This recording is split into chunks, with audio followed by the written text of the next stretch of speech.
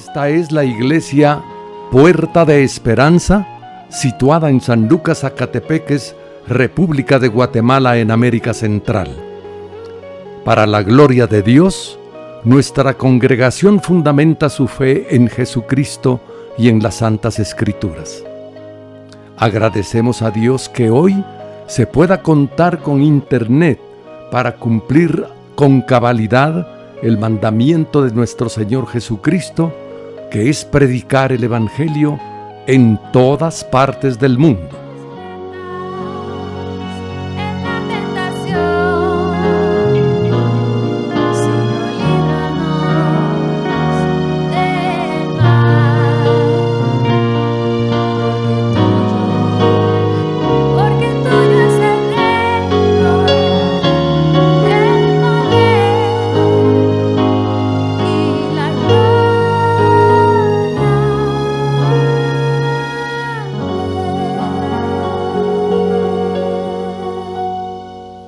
Con mucho agrado, ofrecemos hoy la prédica de nuestro pastor general, el licenciado Gustavo Adolfo Bonilla.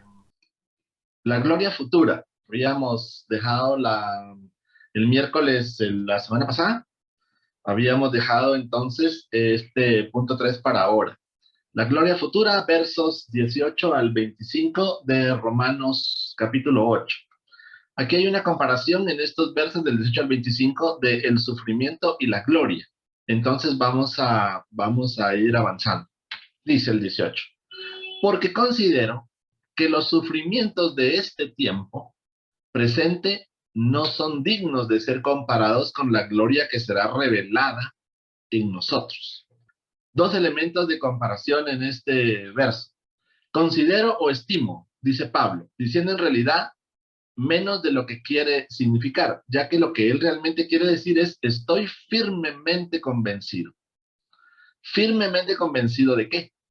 De los sufrimientos del tiempo presente no son dignos de ser comparados con la gloria que será revelada en nosotros.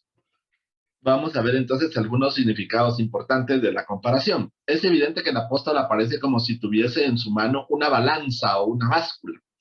La misma tiene dos platillos. En uno él coloca los sufrimientos del tiempo presente y en el otro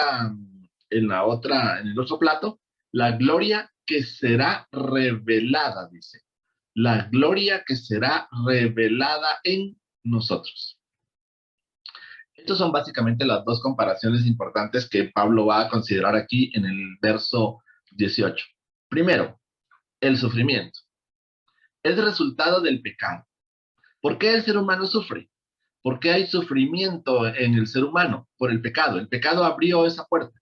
Cuando Adán y Eva pecaron originalmente, y de ahí el resto de toda la descendencia humana, obviamente afecta por ese pecado, entonces hay sufrimiento. De no haber habido pecado, los seres humanos no tendrían que haber sufrido. Génesis 3. Entonces, hay sufrimiento en el ser humano porque entró el pecado original, porque hubo un pecado original, porque en ese momento ya dejamos de tener, digamos, dejamos, me refiero a la forma de la relación que había entre Adán y Eva en el jardín. ¿Recuerdan? Adán y Eva estaban puestos en el jardín y venía Dios y hablaba con ellos, caminaba con ellos, tenían una conversación frente a frente. Pero después del pecado, obviamente, ellos son expulsados del paraíso. Entonces ya no existe esa comunicación. Y ahí, obviamente, el pecado hizo que fueran expulsados, obviamente, del jardín. Entonces, después de haber estado en un lugar perfecto, en un lugar en donde había vegetación, en donde había, pues, sol, luna, estrellas, firmamento, etcétera, etcétera, es un paraíso. Un lugar perfecto en donde ellos dos vivían. Habían animales, agua, montañas, valles, etcétera, etcétera, que van a ver algunos aspectos importantes e interesantes más adelante en la escritura. Pero en el jardín es un lugar era un lugar, en ese entonces, un lugar de armonía. Dios venía a ellos por las tardes y entonces caminaba con ellos, platicaba con ellos. Entonces, ellos tenían una conversación. Hasta ahí no había ningún pecado. Hasta ahí ellos podían entenderse muy bien. Y la vida, la naturaleza, por ejemplo, toda la creación era perfecta, por supuesto, en donde cada parte de esa creación iba teniendo su función.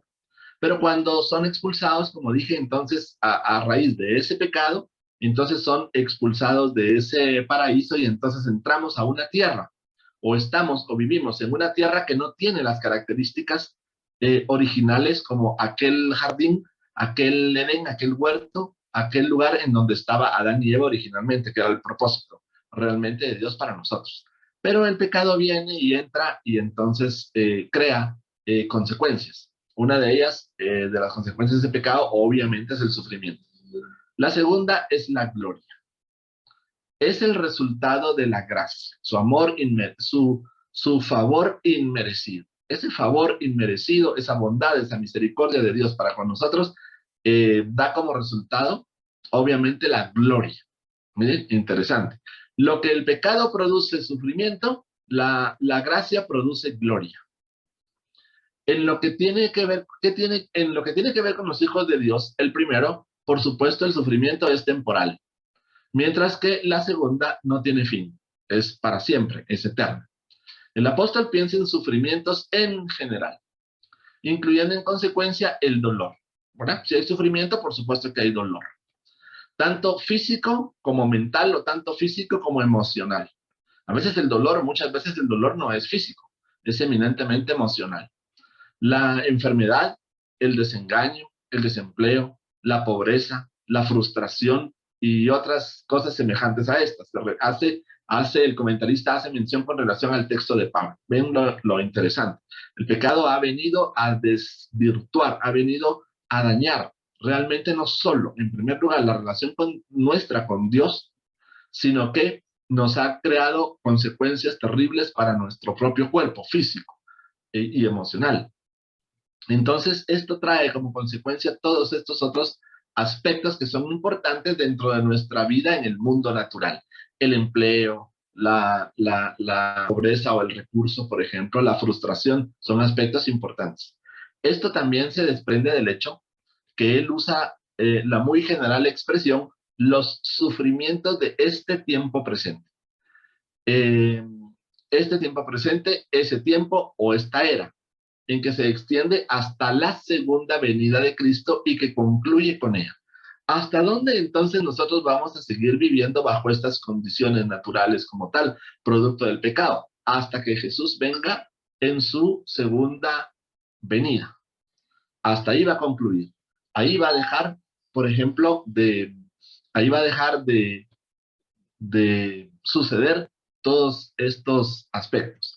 La gloria que será revelada en nosotros. Miren, es una gloria que será revelada en nosotros. ¿Recuerdan? Entonces aquí arriba dice, si esta gloria es resultado de la gracia, entonces esta gloria, resultado de la gracia, va a ser revelada en nosotros.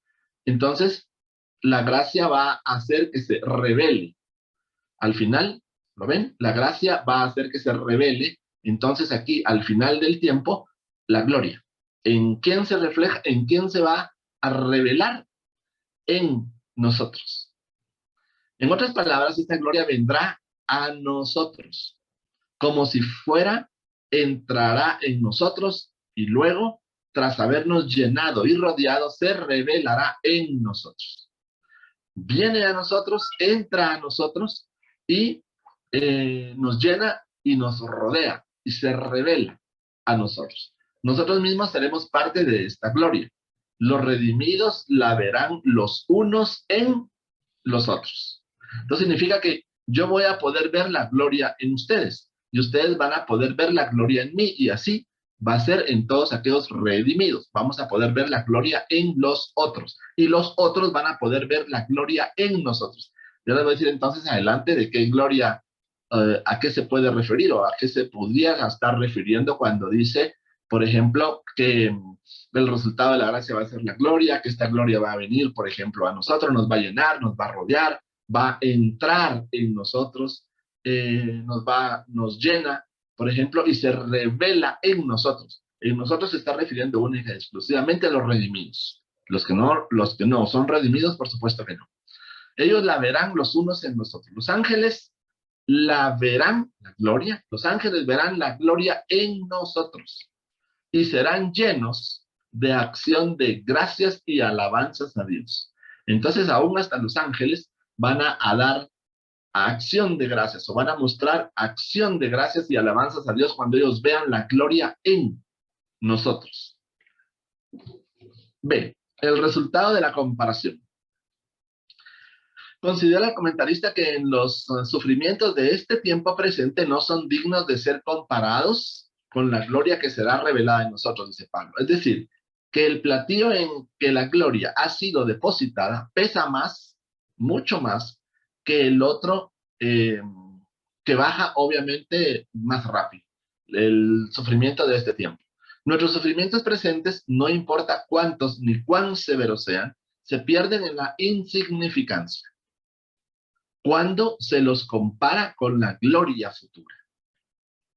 La razón de esta comparación: la iglesia en Roma, tan estratégicamente situada, pero rodeada de peligros y enemigos, capítulo 16 de Romanos, versos 3, 4, 17 al 20, necesitaba aliento.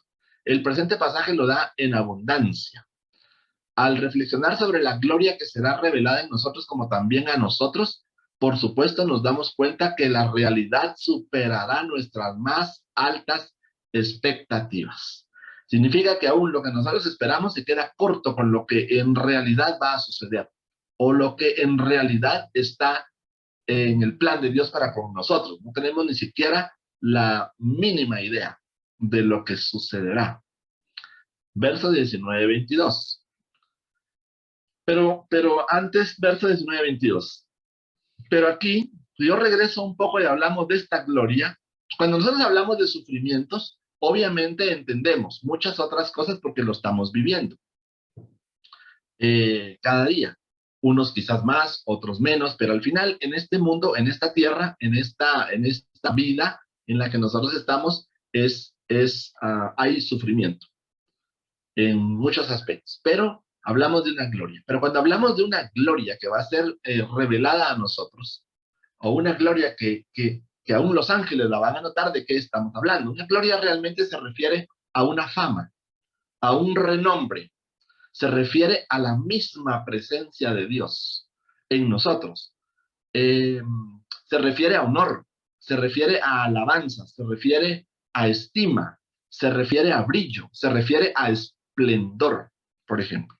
Entonces, esta gloria, podríamos decir en nuestro estudio, que realmente lo que vamos a nosotros a recibir o se va a mostrar o va a ser evidente, por ejemplo, a los no redimidos y aún los ángeles lo van a poder ver, es fama, renombre, honor, alabanza, estima, brillo y resplandor, entre otros aspectos. Eso significa, en otras palabras, la misma presencia de Dios en nuestras vidas.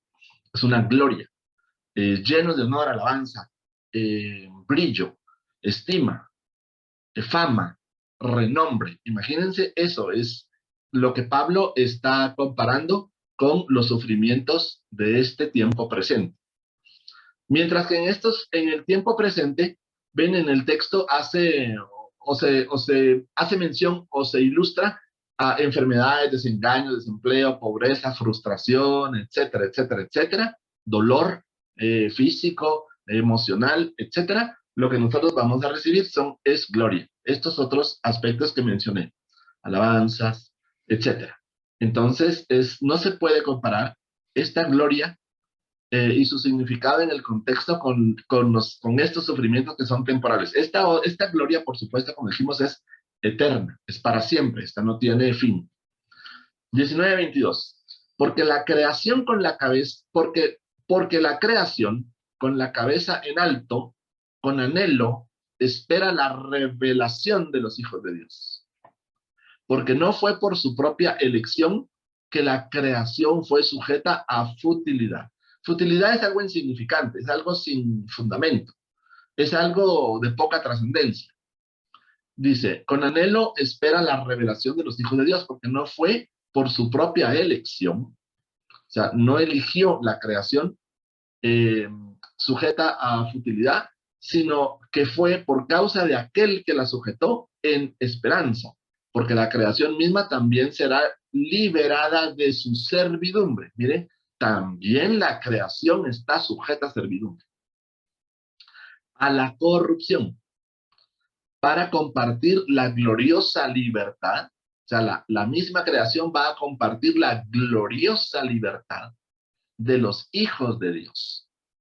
Porque sabemos que toda la creación, al unísono, ha estado gimiendo.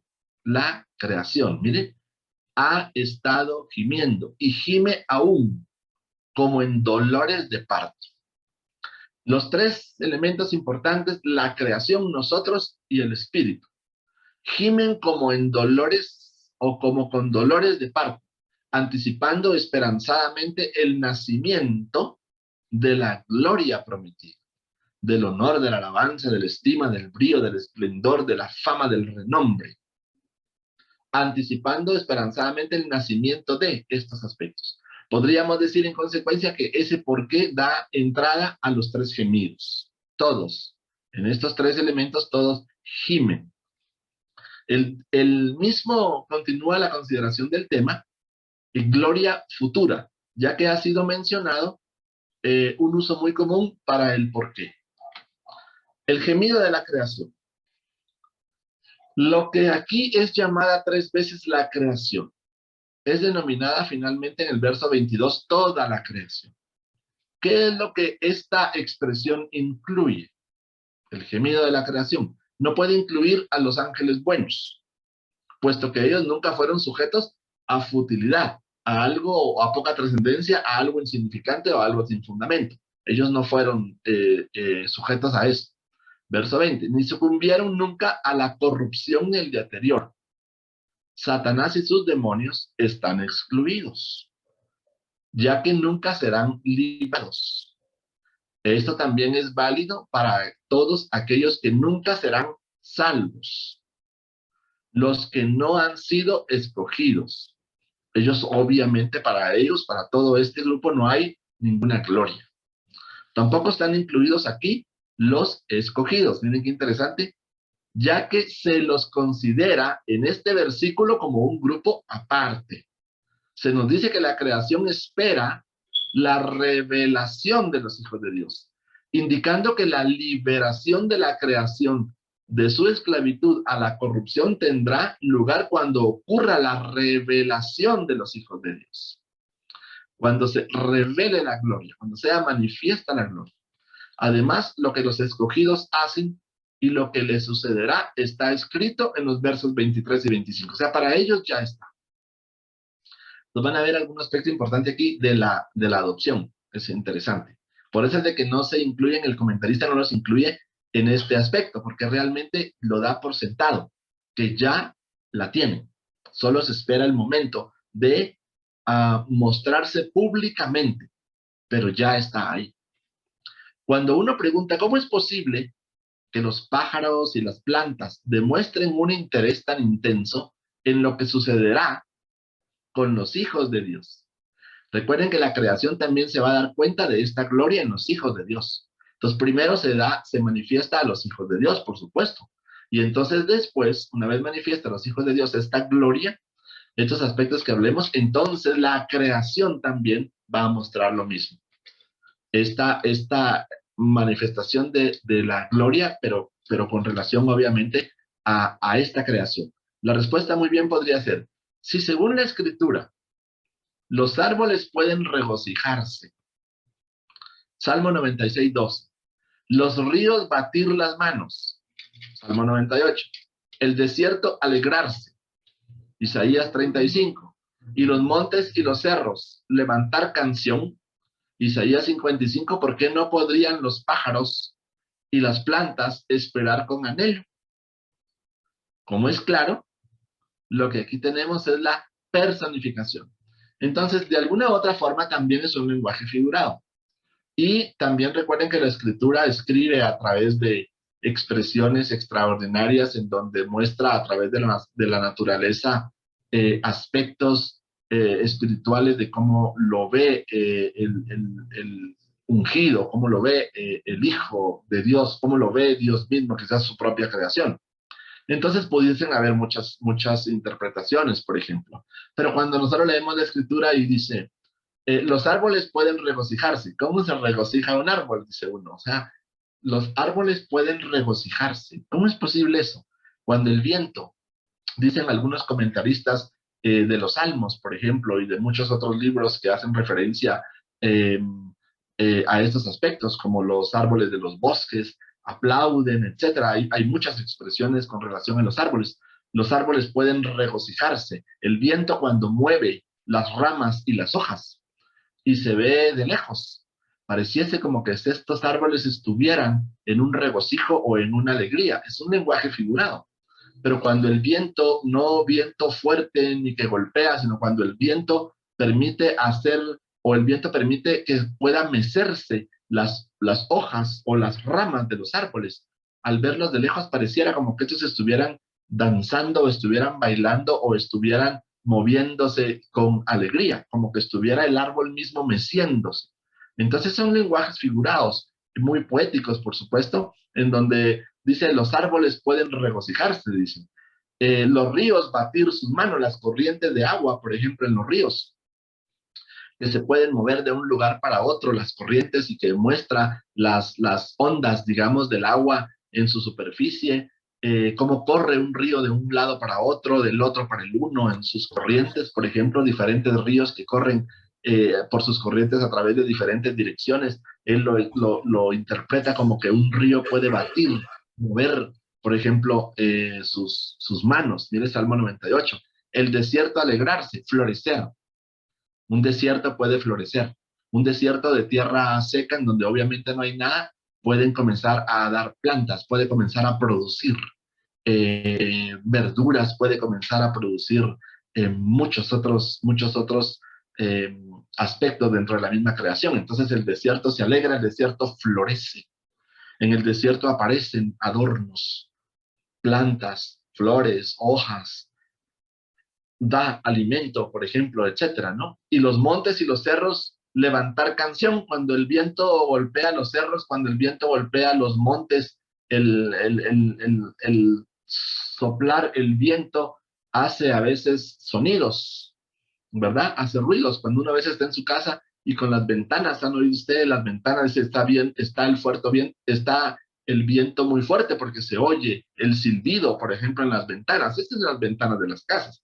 Ahora imagínense los vientos muy dulces o muy suaves que hacen que se escuchen los silbidos o los sonidos, por ejemplo, en los cerros. Es lo que los comentaristas dicen, los montes y los cerros levantan canción, dice, ¿verdad? O sea, notas musicales, se oye como música. Isaías 55. ¿Por qué no podrían entonces los pájaros y las plantas esperar con anhelo esto?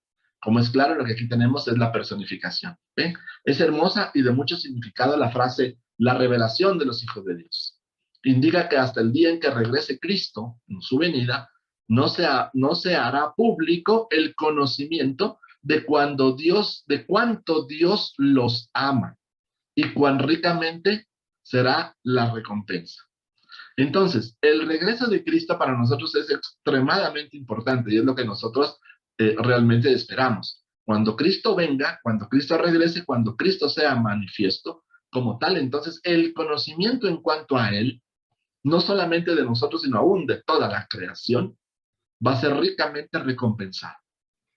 Entonces, en el reino de su Padre, los justos resplandecerán como el sol. ¿Ven? Luz. Mateo 13:43, los justos, los redimidos, los nacidos de nuevo, van a brillar o su luz va a ser como la del sol, como el resplandor del firmamento y como las estrellas a perpetua eternidad. ¿Se recuerdan que una vez hablamos cuando dijimos de que Abraham en las noches a Dios le dice, miras el cielo, ves las estrellas, sí, puedes contarlas? No, son demasiadas, son muchas. Pero ¿cómo él veía las estrellas? Los veía como, obviamente, como luminarias. Las estrellas son luminarias, son luz. Entonces, así dijo, va a ser tu descendencia. Así es como el Señor nos está viendo a donde nosotros vamos encaminados. A que los redimidos, los nacidos de nuevo, cuando venga el Señor y sea manifiesto públicamente, seremos como luz, como el sol, seremos como el resplandor de un firmamento o seremos como las estrellas a perpetua eternidad. Serán puestos en exhibición. ¿Ve? Va a ser evidente, se muestra, es claro, es a todos, a todas luces, se nota, se mira, de modo que todos puedan ver, dice, todos puedan ver lo que Dios ha obrado por ellos y en ellos. Esta es una manifestación eterna de la gloria. Nuestros cuerpos serán transformados y entonces nosotros seremos así, como lo está expresando Pablo en su carta.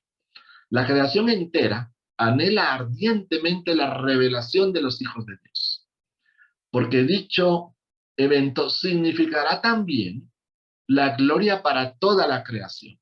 Hemos de tener en cuenta que no fue por su propia elección, o sea, que no fue por su propia culpa, que la creación fue sujeta a poca trascendencia o a sin fundamento o insignificante. La creación está sujeta a un desarrollo reprimido y a un decaimiento constante. Aunque aspira, la creación no es capaz de un logro pleno. Aunque florece, no llega al punto de fructificar adecuadamente. Eso significa que la tierra no produce lo que debiera de producir. La tierra produce, pero no al punto para lo cual Dios la diseñó. Pablo compara el fuerte anhelo y ansiosa expectativa de la creación con el gemido de una mujer que está en proceso de dar a luz un niño. Sin duda, al gemir indica sufrimiento, dolor, ¿verdad? Por supuesto, pero está implícita la esperanza. ¿Qué significa? Que el dolor, las contracciones, el dolor, el sufrimiento es tanto que espera que luego de acabado este sufrimiento, este dolor, este gemir, entonces recibirá una recompensa. La recompensa es su hijo. Su hijo que lo ha tenido dentro de su vientre por 9 meses y que ahora lo va a poder conocer. Recuerden que hasta antes del parto, la madre no conoce a su hijo y el padre tampoco conoce a su hijo. Hasta que éste nace, entonces lo conoce. Hasta ese momento, el padre y la madre han tenido una conexión emocional muy fuerte con su hijo, pero no lo conocen físicamente, no saben cómo es. Y el niño o niña tampoco sabe cómo es su papá o cómo es su mamá físicamente hablando. Lo han sentido, lo han percibido. Emocionalmente ha habido una conexión, pero hasta este aspecto no se conoce. Como nos lo recuerda Calvino, estos gemidos son dolores de parto, no de muerte.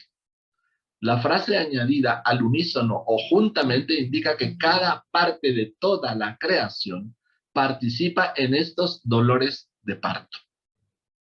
Todo. Bueno, el fuego no destruirá el universo. Significa que el fuego o el castigo no va a destruir toda la creación.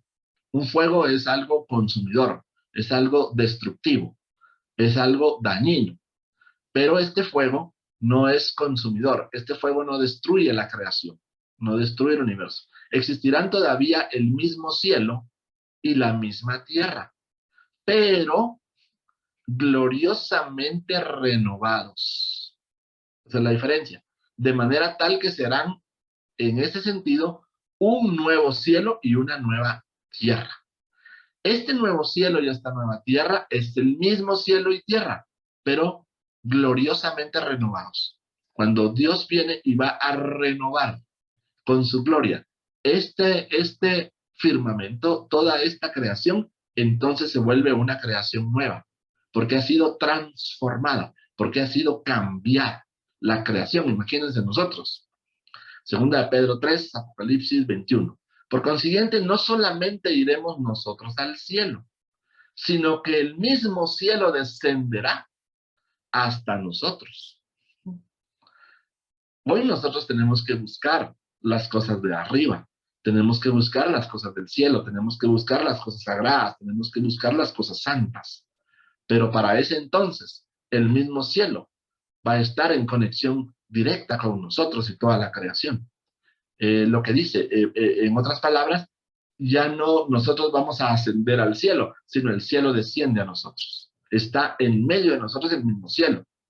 Las condiciones de perfección que hay en el cielo se encontrarán presentes a lo largo y a lo ancho de la creación o del universo, gloriosamente rejuvenecido por Dios. Cielos nuevos, tierra nueva y nosotros transformados, glorificados, totalmente cambiados. 23-25, en los versos. No solo esto, sino que también nosotros mismos, que poseemos las primicias del Espíritu, ¿ven? Las primicias del Espíritu las tenemos nosotros. Aún nosotros mismos gemimos en nuestro interior, mientras esperamos ansiosamente nuestra adopción, es decir, la redención de nuestros cuerpos. Porque en esperanza fuimos salvados, pero cuando algo esperado es visto, ya no es más objeto de esperanza. Porque ¿quién espera lo que ve? Pero puesto que esperamos lo que no vemos, lo esperamos con paciente constancia. Nuestro propio gemido. No solo gime toda la creación subhumana, sino que también lo hacemos nosotros mismos, dice Pablo, incluyéndose a sí mismo junto con aquellos a quienes se dirige en la esfera de todos los que gimen. Al añadir luego que poseemos las primicias del Espíritu, quiere decir gemidos aunque poseemos, etcétera, o porque poseemos. Cualquiera de las dos posibilidades tiene un muy buen sentido. Aunque poseemos o porque poseemos. Él puede haber querido decir, aunque ya somos tan ricos, tratamos de alcanzar riquezas aún más preciosas. Pablo dice, nosotros mismos que poseemos las primicias del Espíritu, ¿qué está queriendo decir con eso? Éxodo 23 y Deuteronomio 18 y otros pasajes, sabemos que los israelitas se les mandó que ofrecieran a Dios las primicias de la tierra, el grano, el vino, el aceite, y aún de la lana de la esquila de las ovejas. Pero también sucede lo contrario. También Dios da sus primicias. Él da las primicias del Espíritu, lo que hace posible que Pablo pueda afirmar que él mismo y aquellos a quienes se dirige están ahora en posesión de esta bendición. ¿Qué gime entonces el ser humano? ¿O qué gime el Espíritu, por ejemplo? La manifestación gloriosa de Dios, realmente para nosotros, en la creación y en nuestras propias vidas, ¿verdad? Eso es lo que el Espíritu y nosotros en nuestro espíritu, por ejemplo, en conexión, nuestro espíritu, alma, cuerpo, propio con el Espíritu Santo, gimen la gloriosa manifestación de Dios para este momento, para este periodo, para este tiempo. ¿Lo ven? No son solo gemidos, no son solo, hablamos de gemidos que nadie entiende. Realmente gemidos indecibles, gemidos que brotan, que nacen llamando a la manifestación gloriosa de la gloria realmente de Dios, la transformación para este periodo de tiempo, para esta condición, por ejemplo. No hay razón para dudar que el apóstol se refiere aquí a Romanos 8:23, al Espíritu Santo mismo. Ese Espíritu es en sí mismo las primicias o prenda de salvación por venir en toda su plenitud, que está reservada para los hijos de Dios cuando regrese Cristo. No hay razón para creer que Pablo se refiera a una cosa en Efesios 1 y a otra diferente aquí en Romanos 8. También nosotros mismos, aún nosotros mismos gemimos en nuestro interior, mientras esperamos ansiosamente nuestra adopción. ¿Qué es esa adopción? Se refiere a la redención de nuestros cuerpos, a la transformación de nuestros cuerpos, al cambio, por ejemplo, de nuestros cuerpos, al rejuvenecimiento, digamos, de nuestros cuerpos.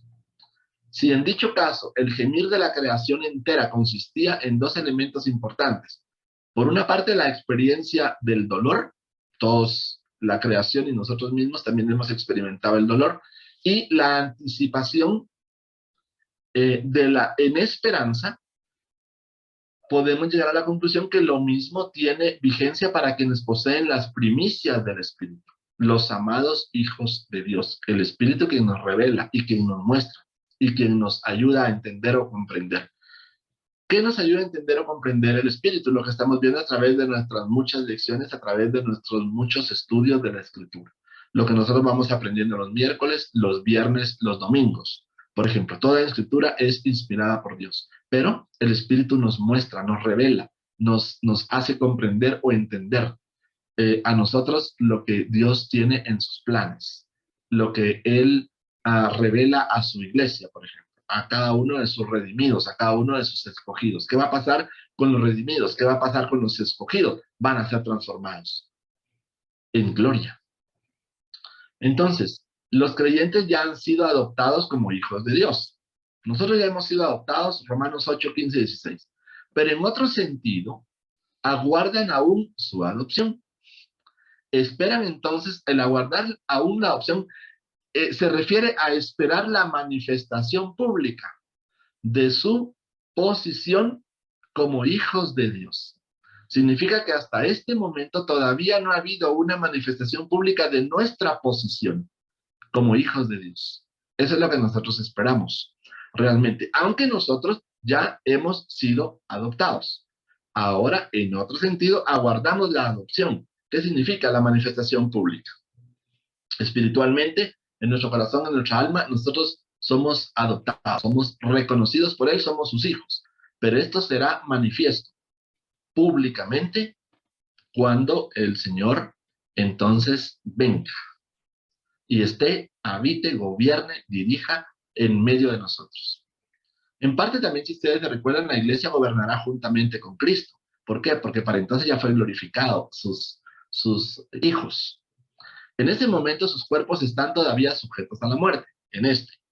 Pero un día sus almas habrán sido completamente liberadas del pecado y sus cuerpos habrán sido transformados, de modo que se parecerán al glorioso cuerpo del Señor Jesucristo mismo. Ellos anticipan ese gran día con esperanza. Están las citas de Romanos, 1 de Corintios, 2 de Corintios, Filipenses y 1 de Juan. En cuanto al resto del versículo 24, todo se hace transparente cuando nos damos cuenta que la palabra esperanza puede tener tres significados diferentes. Por una parte, un sentir o aún una convicción que lo deseado sucederá. Esa es una esperanza. Estoy convencido que lo que yo deseo va a venir. La persona a quien se considera capaz de hacer que se cumpla, como en nuestra esperanza, has sido, eres y serás, Señor. Yo creo en Él y yo sé que se va a cumplir su promesa. Es la esperanza. Y la otra, el objeto que se espera. Yo espero, es una esperanza. Yo creo en que vendrá. Parecería que en griego este último significado es más común que en el español. Es así que traducimos el resto del verso 24 como sigue, por ejemplo. Pero cuando algo esperado es visto, ya no es más objeto de esperanza. ¿Por qué? ¿Quién espera lo que ve? Si nosotros nos fuese revelado en este momento, ¿cómo será? Pero que lo viésemos o lo viviésemos, entonces ya no sería una esperanza, digamos, ¿no? Porque ya sabemos. Es como cuando ustedes le dicen a alguien que le van a regalar un lápiz. Ya sabe que le van a regalar un lápiz. Pero si ustedes le dicen que le van a regalar algo importante, entonces la persona, el niño, el nieto, etcétera, dice, ¿qué me van a regalar? ¿Qué me van a regalar? Y está en él o en ella, el niño, la esperanza, la emoción de que algo va a venir, pero que todavía no lo ha visto. Pero si se lo mostramos, si se lo enseñamos o le decimos qué es, entonces se perdió el encanto, diríamos en buen chapín, ¿no? Entonces el Señor aquí a través de su escritura nos revela de su gloria, pero nosotros no la hemos vivido en este momento. No sabemos cómo va a ser, cómo será el cielo nuevo, cómo será la tierra nueva, cómo la tierra, el firmamento, cómo la tierra producirá al 100% para lo que fue diseñada. Tendríamos que vivirlo, tenemos que verlo para poder sentirlo. Ahorita lo podemos imaginar o lo podemos ver si ustedes quieren espiritualmente, pero esto va a ser manifiesto públicamente. Entonces ahí comprenderemos realmente aspectos importantes de su manifestación. Bueno, estamos ahí con la parte esta, a ver, aquí, con la parte de esta gloria futura, ¿ven? El sufrimiento y la gloria, como una comparación. Todavía tenemos un tiempo, así que si alguien tuviera, por ejemplo, alguna pregunta o algún comentario con relación a esta parte, y si no, seguiríamos con victoriosos en Cristo, ya los versos 26 al 27. Así que dejo unos minutos, poquitos, para que alguien pueda, si tuviera alguna pregunta con relación a la comparación o algún comentario, algún aporte con relación a el sufrimiento y la gloria de esta parte que nosotros hemos visto en estos versos. Damos las gracias por su atención a la prédica del pastor general, licenciado Gustavo Adolfo Bonilla, e invitamos a la prédica del próximo domingo a esta misma hora.